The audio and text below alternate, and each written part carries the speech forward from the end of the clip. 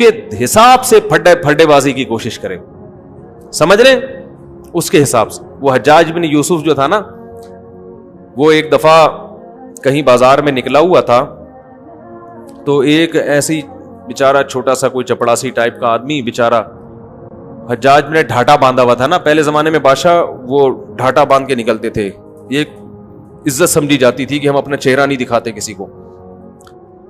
تو حجاج نے ویسے ہی یہ دیکھنے کے لیے کہ میرے بارے میں اس کی کیا رائے ہے, حجاج نے جا کے اس سے پوچھا کہ حجاج بن یوسف کیسا آدمی ہے. اس نے کہا بڑا بے غیرت آدمی ہے, بڑا ظالم آدمی ہے, ہزاروں لوگوں کو قتل کر دیا اس نے, خدا پوچھے گا اس سے, قیامت میں ملے گا, دیکھتا ہوں میں بڑی برائیاں کی. حجاج ایسا آدمی تھا کہ وہ گردن اڑانے سے کم کوئی کام, وہ تو بس تلوار نکالا اڑا دو, یہ تھا. ذرا سا کوئی اس کے خلاف بولے قتل. حجاج کو آیا غصہ کہ میرے خلاف بول رہا. حجاج نے ہٹایا ڈھاٹا اور کہا تو جانتا ہے میں حجاج بن یوسف ہوں. وہ بندہ بڑا ہوشیار تھا. اس نے کہا دیکھو مسئلہ, ایک منٹ ذرا بات سنو, تلوار نکالنے سے پہلے کیا ہے, ذرا بات سنو آرام سے, ذرا صبر سے. مسئلہ یہ ہے کہ 24 گھنٹے میں نا مجھے ایک بیماری ہے. اس بیماری میں یہ ہوتا ہے کہ ایک دورہ پڑتا ہے مجھے, جو بہت اچھا ہوتا ہے اس کو میں برا کہنا شروع کر دیتا ہوں, جو برا ہوتا ہے اس کو میں اچھا کہنا شروع کر دیتا ہوں. یہ دورے چڑھتے ہیں میرے اوپر. تو ابھی مجھ پہ وہ دورہ چڑھا ہوا تھا. اتنے اچھے آدمی کو میں اس بیماری کی وجہ سے کیا کہہ رہا تھا, برا. حجاج کو ہنسی آ گئی نا.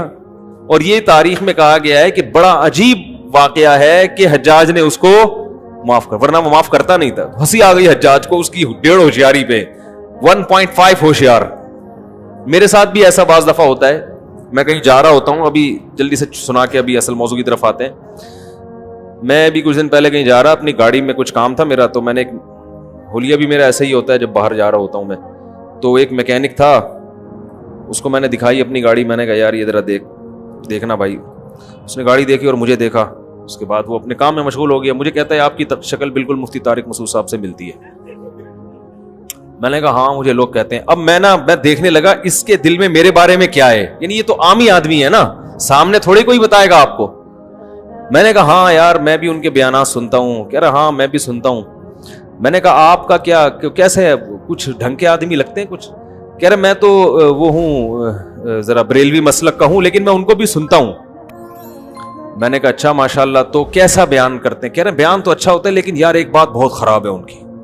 اب پوری مجھ سے باتیں کر رہے ہیں وہ. میں نے کہا کیا کہہ رہے مسجد پہ بیٹھ کے لطیفے سناتے ہیں. یار یہ کہاں کا اسلام ہے یار, مسجد پہ بیٹھ پہ ہنسی مذاق کی باتیں. میں نے کہا چلو میں مفتی صاحب سے کبھی ملاقات ہوئی تو کہہ دوں گا کہ یار ایسا نہ کیا کریں.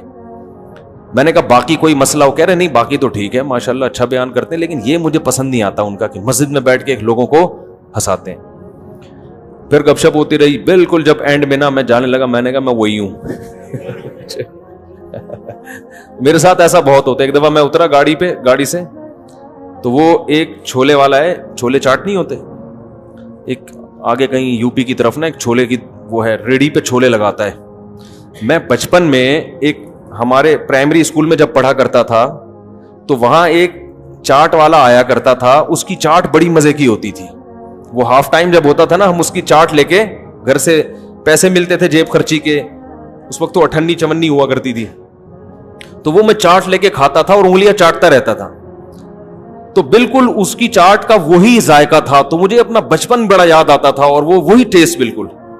تو میں اپنی گاڑی کہیں کنارے پہ لگا کے نا, تھوڑا سا حلیہ بھی میرا ایسے پگڑی وگڑی نہیں, ایسا خراما گئے اور وہ پٹے پہ بیٹھ گئے نا, کیونکہ وہ بیچارے کا سیدھی ریڑھی ہے اس کی, کوئی بڑی ہوٹل تو ہے نہیں, اور بڑے ہوٹل میں وہ ٹیسٹ وہ آتا نہیں ہے, تو وہ ٹیسٹ مجھے وہیں آتا تھا. تو میں نے وہ ریڑھی سے میں نے کہا یار وہ, اور میں اکٹھے 2 لیتا ہوں, وہ اتنا مزہ آتا ہے مجھے, وہ 2 چاٹ لیتا ہوں میں. تو میں وہ پھٹے پہ آ کے بیٹھ گیا وہیں پہ. وہ ایک بینچ سے رکھا ہوتا ہے نا جہاں سارے چرسی ہیروئنچی بھی آتے ہیں وہاں پہ, اور ہر طرح کے لوگ آتے ہیں. تو ہم وہاں منہ نیچے کر کے بیٹھ گئے. اب میں وہ پیالہ رکھ کے بیٹھا ہوں, اور وہ بن جو ہوتا ہے نا ان کا, روٹی جسے کہتے ہیں, وہ لے کے بیٹھ گیا. اتنے میں ایک اور آدمی بھی آ کے بیٹھ گیا. جب آگے بیٹھا مجھے یوں دیکھا, کہتا یار مفتی طارق مسعود سے آپ کی شکل ملتی ہے. اچھا اس کے تصور میں بھی نہیں کہ میں وہ ہوں. تو میں نے کہا ہاں یار مجھے اور لوگوں نے بھی کہا ہے کر اوڑے آواز بھی بالکل ملتی ہے, کروڑے بالکل وہی آواز ہے یار. میں نے کہا یار لوگ بھی کہتے ہیں بس کیا کریں, کہہ رہے اور سب سیٹ ہے. میں نے کہا وہ اس کا تصور میں بھی نہیں کہ میں, کیونکہ بہت میرے بیانات سنتا تھا وہ, تو میں نے کہا کوئی سنتے انتے بیانات, کہہ رہے ہاں میں تو بہت سنتا ہوں یار, بڑا مزہ آتا ہے یار, بڑا انجوائے. کہتے ہیں میں جب ٹینشن میں ہوتا ہوں تو ان کا بیان لگا کے بیٹھ جاتا ہوں. مجھے بتا رہے ہیں نا, کہہ رہے میں جب ٹینشن میں ہوتا ہوں نا ان کا بیان لگا, کہہ رہے دین بھی سیکھنے کو ملتا ہے, مزہ بھی آتا ہے, بڑا مزہ آتا ہے. اچھا گپ شپ ہو رہی ہے, چھولے چاٹ کھا رہے ہیں, میں نے کہا تھوڑی مرچیں ڈالنا ہے یار اس میں سے, ٹھیک ہے نا. تو میں مرچیں بہت کھاتا ہوں, کھانی نہیں چاہیے. تو جب اچھی طرح چاٹ پاٹ کر کے نا جب جانے لگا, میں نے کہا بھائی میں وہی ہوں. ارے نہیں یار, میں نے کہا بھائی میں سچی مچی کا وہی ہوں, سچی مچی کا مفتی طارق مسعود. تو ایسے قصے ہمارے ساتھ ہوتے رہتے ہیں. تو یہ تو میں نے اس پہ سنایا کہ جیسے حجاج بن یوسف تھا نا, اس کو پتہ نہیں چلا اور اس نے کھل کے اس کے خلاف بولنا شروع کر دیا. تو آپ کے بارے میں لوگوں کے دل میں کیا ہے, یہ جب پتہ چلتا ہے کہ جب آپ کسی سے اپنے بارے میں پوچھو اور اس کو پتہ نہ ہو کہ آپ وہی ہیں.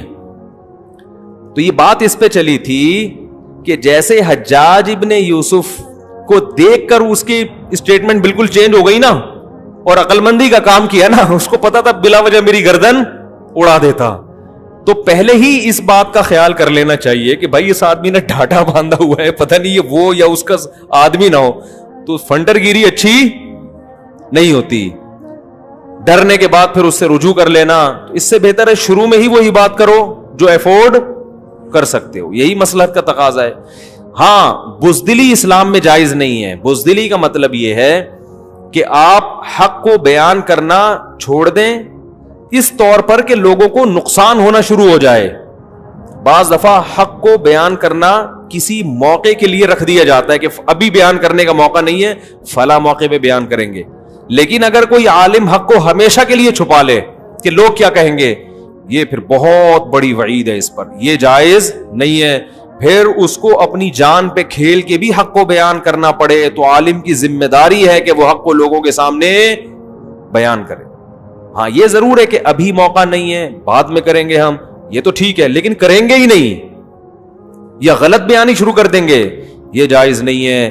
یہ وہ کام ہے جو یہود و نصارہ کے علماء کیا کرتے تھے. اللہ فرماتے ہیں وَإِذْ أَخَذْنَا مِيثَاقَ بَنِي إِسْرَائِيلَ مِيثَاقَ الَّذِينَ أُوتُوا الْكِتَابَ لَا تُبَيِّنُنَّهُ لِلنَّاسِ وَلَا تَكْتُمُونَ.